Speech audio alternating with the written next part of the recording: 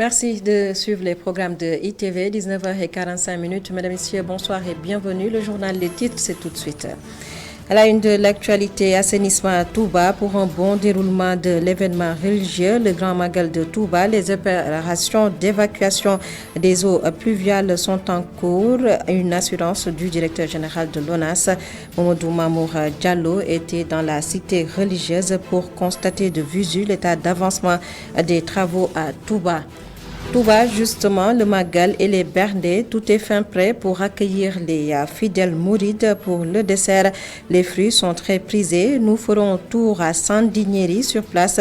Les commandes des fruits passent du simple au double en cette période de veille de Magal.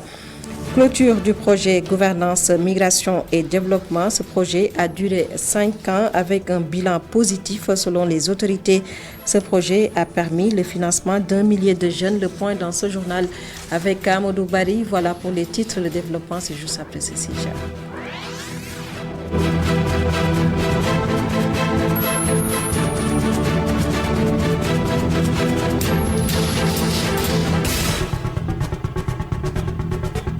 Bonsoir à tous et bienvenue. D'abord, le président de la République, Macky Sall, qui est à Touba. C'est un prélude au Grand Magal de Touba, événement religieux prévu le 4 septembre prochain. Le chef de l'État, Macky Sall, a tenu son discours d'adieu devant le khalife général des Mourides, Serigne Mountakha Bassirou Mbacké. Macky Sall, le président de la République, a remercié Serigne Mountakha Mbacké pour tout ce qu'il a fait pour lui depuis son règne. Le président de la République, chef de l'État, a rappelé devant le khalife général des Mourides qu'il a respecté sa promesse de ne pas briguer un troisième mandat. Le président exhorte ainsi les chefs religieux à continuer leur mission, c'est-à-dire conscientiser et prier pour le Sénégal. Et du côté de l'assainissement et de l'évacuation des eaux pluviales, le directeur général de l'ONAS était en visite à Touba pour s'enquérir de l'état d'avancement des travaux. Mamadou Mamour Diallo annonce que l'État est en train de maximiser les efforts pour soulager les populations de Touba en cette période de veille de Magal. La correspondance est signée Gorondak Loura. L'assainissement de Touba, une priorité du gouvernement qui, par l'entremise de l'Office national de l'assainissement, multiplie les jalons pour répondre aux attentes du patriarche de Darou Minam. Mamadou Mamour Diallo est le directeur général de l'ONAS. Nous avons espoir que d'ici peu, les opérations d'évacuation des eaux pluviales vont faire effet, car Serigne Mountakha Mbacké nous a octroyé un terrain de 60 hectares, auparavant destiné à l'agriculture. Mais vu les problèmes d'inondation, il a voulu tout simplement contribuer à notre cause. Et actuellement, nous avons déjà mis un bassin de rétention sur 8 hectares qui est en ce moment opérationnel. Les eaux provenant de Pofdi, de Darou Rahman et de Ngelonou sont évacuées dans ce bassin.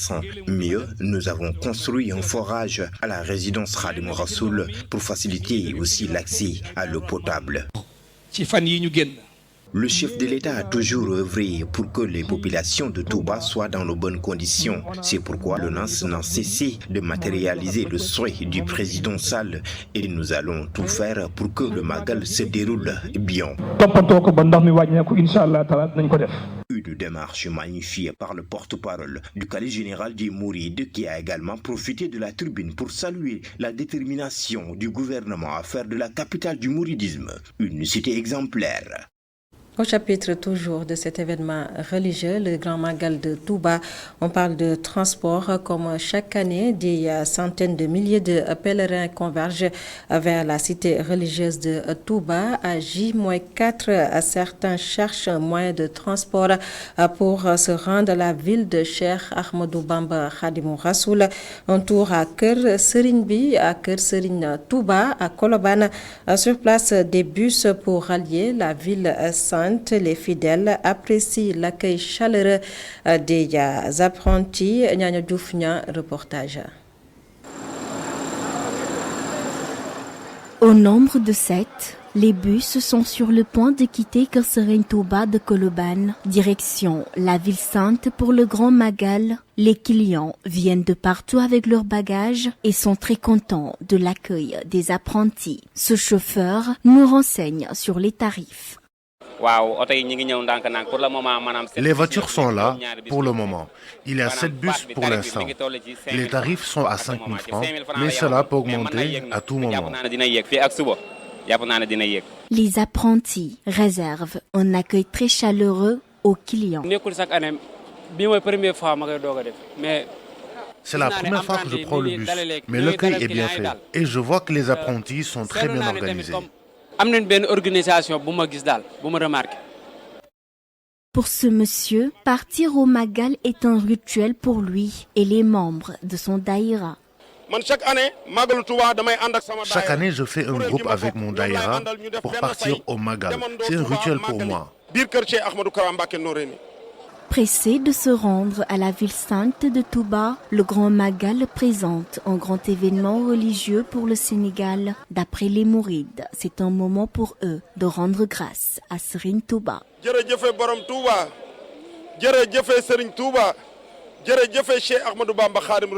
Le Magal de Touba dit un moment de partage. Nyanya Dioufnia à Ourossogui, l'association Kourel Wadjal 18 Safar prépare également ce rendez-vous religieux. Des repas sont distribués dans les foyers religieux, les structures sanitaires et à la maison d'arrêt et de correction. Reportage signé Amadou Omar Diallo. Les préparatifs du Grand Magal de Touba s'annoncent déjà dans la ville Carrefour. L'association Kourel 18 Safar de Ourossogui, comme à l'accoutumée, a organisé une activité de distribution de repas pour servir les maisons religieuses et certains services administratifs de la région. Ce que vous voyez, tout ça, c'est la somme qu'on a réunie pour cette année. Et chaque année, on le fait. Bon, cette année-ci, comme c'est une journée de distribution de repas, on a programmé 60 manas qu'on va distribuer au niveau de la population. L'hôpital de Ourossogui, il y a aussi la maison d'arrêt de Matam, ainsi que les chefs religieux de la région. Bon, le sens de cette activité, comme Serigne Touba l'a toujours souhaité, on est en train de fêter le départ en exil, comme tout le monde, pour le 18 Safar. Et nous, chaque année, on le fait une semaine avant le Magal de Touba. La présidente des femmes de ladite association, Fatou Laobé Fall, est revenue sur l'organisation de cette activité. Nous sommes tous unis pour le Magal de Touba. Il y a des fidèles mourides qui ne parviennent pas à aller à Touba. C'est pour cela que chaque année, on organise ici à Ourossogui une activité sociale et religieuse pour commémorer le départ de Serigne Touba Khadim Rassoul. La plupart d'entre nous travaillent ici à Ourossogui. Ça, ce n'est qu'un lancement du Magal. À Ourossogui réside une forte communauté mouride. À l'approche de chaque Magal de Touba, les fidèles mourides anticipent l'événement avec une activité sociale et religieuse pour commémorer le départ en exil de Cheikh Ahmadou Bamba.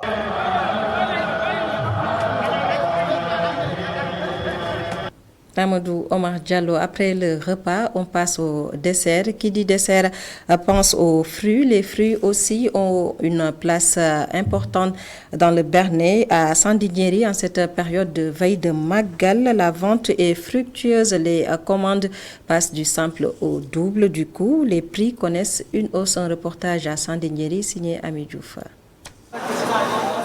Des camionneurs qui déchargent des fruits de toutes sortes. Les clients attendent pour s'approvisionner. Difficile d'accéder au marché Sandiniéry à cause du mois de Safar. Les commandes augmentent considérablement. Direction la ville sainte. Ces vendeurs de fruits n'ont pas de répit. Leurs chiffres d'affaires ont augmenté. Magal Touba oblige. Les clients ont déjà passé leurs commandes. Certains ont commandé. Ça fait 2 ou 3 semaines. Ils vont recevoir leurs colis ce samedi. À partir de vendredi, samedi, le gars dit le Magal devrait être célébré tous les mois, ce qui nous permettrait de nous remplir les poches. Des prix revus à la hausse en cette période de Magal. Une caisse de bananes coûte 17 000, 25 000 pour une caisse de pommes. En période d'hivernage, les fruits se font rares actuellement. Il y a des produits venant d'Afrique du Sud et c'est devenu très cher. La caisse de pommes est passée de 20 000 à 25 000 francs CFA et la banane de 15 000 à 17 000. Plus de 600 caisses livrées chaque jour, un des grossistes justifie les raisons de la cherté des produits. Les produits nous viennent de l'Afrique du Sud. Le coût du transport et les frais de dédouanement se répercutent normalement sur les prix, malgré les efforts que nous fournissons pour satisfaire la demande de la clientèle. Même avec tout ça, l'affaire est manquée. Le marché Sandiniéry pris d'assaut par les fidèles mourides, le Magal de Touba approche. Les vendeurs jubilent, les clients, quant à eux, déplorent la flambée des prix dans cet espace de vente. Ami Diouf, Magal de Touba 2023, aux sources de la pensée du Cheikh, titre du nouveau support du groupe E-Media Invest Besbia Magazine. Le premier numéro à retrouver dans vos kiosques ce 1er septembre 2023. La sécurité routière, la campagne de sensibilisation a été lancée. Le lancement a eu lieu au village de la sécurité routière, une cérémonie présidée par le ministre des Transports Mansour Faye, que voici au micro de Boudan Djatcha. Au lancement de la campagne de sensibilisation sur la sécurité routière à travers le village de la sécurité routière, en prévision des événements religieux qui vont se dérouler au courant du mois de septembre. Le Magal de Touba, du 1er au 5 septembre, mais aussi le Grand Gamou qui aura lieu du 20 au 26 septembre. Beaucoup de véhicules convergeront donc vers les lieux de pèlerinage. Et c'est l'occasion, en tout cas, saisie par l'Agence nationale à la sécurité routière et la SECA pour organiser ces activités de prévention, de contrôle avec l'accompagnement des acteurs, des volontaires, des mécaniciens et des mécaniciennes, en tout cas de les encourager dans ces dynamiques de prévention pour la sécurité routière pour que l'objectif zéro accident puisse être atteint. J'en profite vraiment pour lancer un appel à l'endroit de l'ensemble des usagers de la route, non seulement à faire preuve de prudence dans le comportement, parce que nous le savons tous, le facteur important qui cause les accidents, c'est le facteur humain. Mansour Faye, ministre des Transports, fin de mission du projet Gouvernance, Migration et Développement. 5 ans après son lancement, rappelons que ce projet a permis de mettre sur pied des bureaux d'accueil, d'orientation et de suivi dans les 14 régions du Sénégal. Les autorités tirent un bilan satisfaisant. Je propose d'écouter Amadou François Gaye. Il est le directeur général d'appui aux Sénégalais de l'extérieur. Il revient ici sur l'impact du projet. Il est avec notre reporter Amadou Barisha. Ce projet a été financé à hauteur de 10 millions d'euros et ce projet nous a permis d'acheter du matériel roulant, des véhicules, des motos pour accéder à cette population qui a besoin d'informations au niveau des départements et des régions. Ce projet nous a permis aussi d'acheter du matériel pour les bureaux d'accueil, d'orientation et de suivi qui sont installés dans les ARD et dans les Sénégal Service, qui est aussi un partenaire. Et donc cela aussi nous a permis de financer des migrants de retour à hauteur de 850 millions de francs CFA, de financer la société civile aussi à hauteur de 150 millions. Et nous avons sur l'ensemble du territoire, nous avons reçu environ 26 000 demandes et nous avons pu toucher environ 1103 personnes. Quand même, nous avons reçu plusieurs dossiers, presque 26 000, et nous avons pu avoir un résultat quand même de toucher un minimum de 1103 personnes. Je sais que les 26 000, c'est un grand nombre. Aujourd'hui, pour les prochains projets que nous allons enclencher, ce sera d'aller vers à l'échelle. Donc essayer de toucher le maximum de personnes. Les ressources sont limitées, mais nous sommes en train de chercher d'autres possibilités pour accompagner et ainsi que l'appui budgétaire de l'Union européenne qui va bientôt arriver pour nous permettre de continuer et de pérenniser les bureaux d'accueil, d'orientation et de suivi. Aspect de l'actualité, l'intérêt de l'utilisation des méthodes de contraception modernes.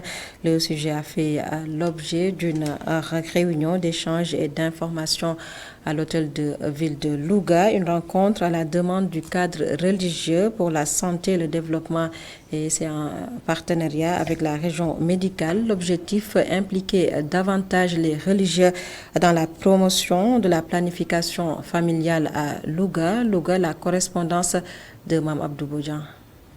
Des imams et des abbés conviés à cette conférence pour prendre connaissance du rapport de l'islam et du christianisme à la pratique de la planification familiale.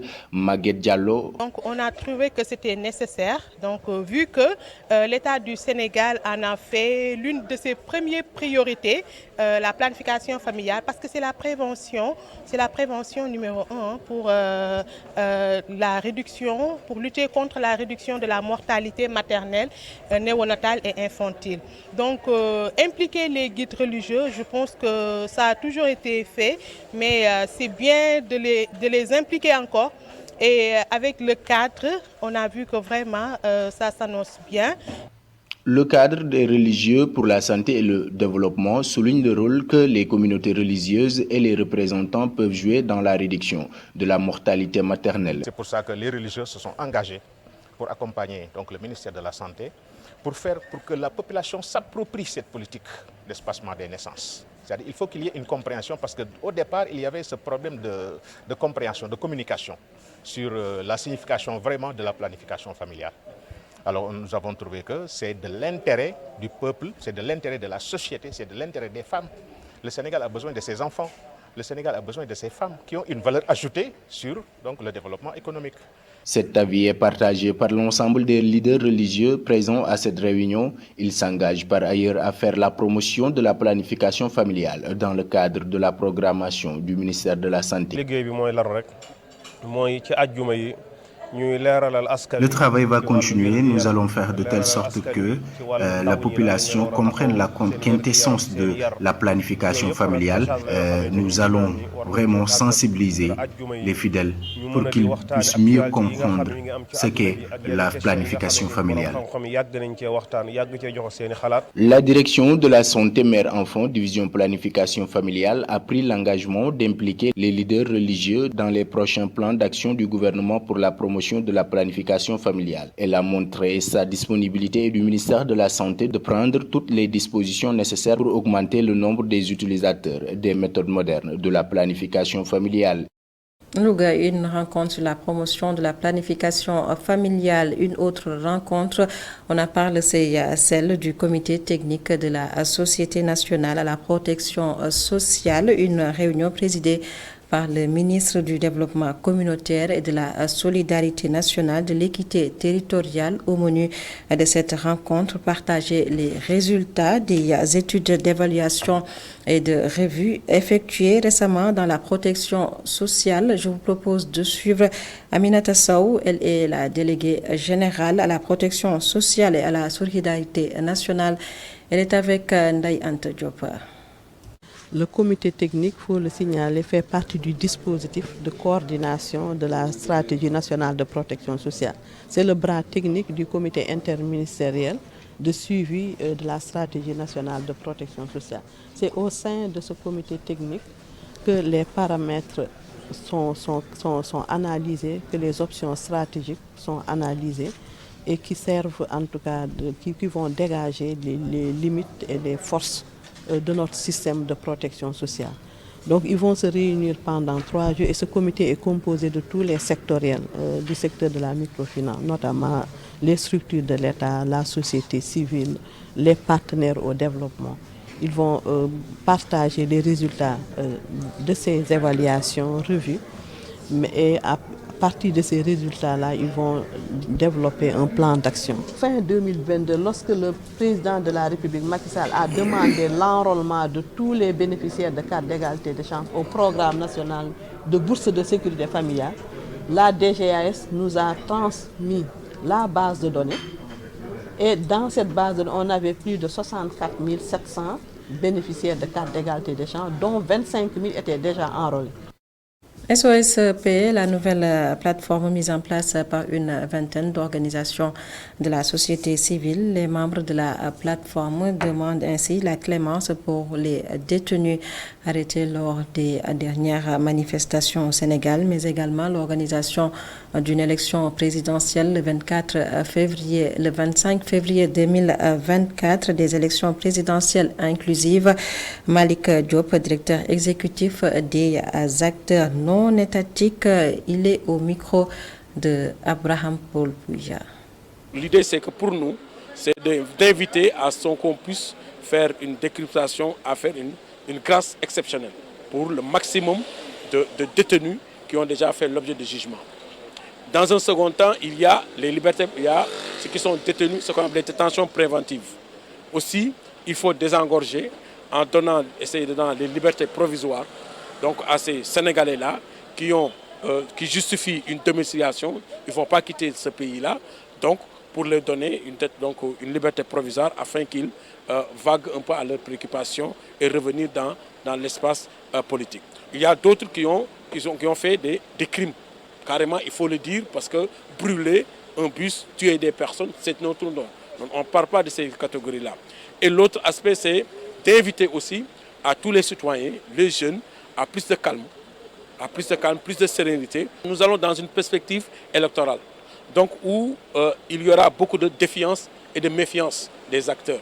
Donc nous invitons d'abord à un retrait massif des cartes, parce que nous jugeons que c'est le seul moyen, le seul mode d'accession électif. Donc c'est le jeu démocratique. Donc inviter les gens à retirer leurs cartes, mais aussi qu'on continue le dialogue. Parce qu'il y avait beaucoup de points qui étaient soulevés dans le dialogue national. Il faut qu'on poursuive ces réformes-là, il faut qu'on poursuive ces actions afin d'avoir des élections apaisées, avec des élections transparentes et qu'ils soient aussi des élections inclusives. L'inclusivité ne veut pas dire que tout le monde doit participer. Ces organisations qui se positionnent en équidistance des partis politiques, des acteurs politiques, que ce soit l'État et les acteurs politiques, à rappeler leur mission de facilitation, des missions de médiation. La présidentielle de février 2024, toujours la politique autrement, le credo du président du parti Initiative pour une politique de développement IPD, Ibrahima Abou Nguet, prône un changement de paradigme dans la gestion de l'État. Il était à Rufisque. Ses propos sont recueillis par notre correspondant permanent à Rufisque, Babacar Seck. Et il voudrait simplement qu'on allie la politique et le développement en faisant en sorte que la puissance, que la force de la politique soit au service du développement. Voilà le challenge dans lequel il nous a invité, qui est le challenge du parti IPD. Et donc nous sommes à la croisée des chemins. Ce que nous avons accepté avec vraiment beaucoup de dignité, mais avec beaucoup de responsabilité, quand on sait que le challenge n'est pas facile, parce que faire comprendre aux Sénégalais, c'est par la voie de la politique que le développement peut éclore. Ce n'est pas facile, d'autant plus que la politique a toujours servi les gens sans pour autant attendre de quoi que ce soit. C'est-à-dire la politique politicienne règne à mettre au Sénégal. Même s'il y a des acteurs qui voudraient le faire, ils sont rattrapés par au moins cette culture de politique politicienne. Je pense que ce qu'il y a ici, c'est le voyement qui est là. Même s'il y a des programmes, il y a moins de contenu suivi. Aujourd'hui, l'acteur de développement, il est permanemment sur le terrain, il est permanemment à côté des populations. Il a des actions à réaliser. Il lui manque les moyens d'abord financiers, les moyens techniques et les moyens politiques qui rassemblent l'ensemble de ces ressources-là pour les mettre à la disposition de la population si c'est bien tenu. Et il n'y a demande pas moins, ça sera bien tenu parce que les acteurs de développement qui ne connaissent que le développement, en ce moment je pense que les populations ne seront pas sevrées à la fin par rapport à ce qu'ils recherchent. Ibrahima Abou Nguet, leader du parti Initiative pour une politique de développement IPD, ses propos recueillis par Babacar Seck. Et c'est la fin de ce journal. Mesdames, Messieurs, merci de nous avoir suivis. Passez d'excellents moments en compagnie de nos programmes sur ITV.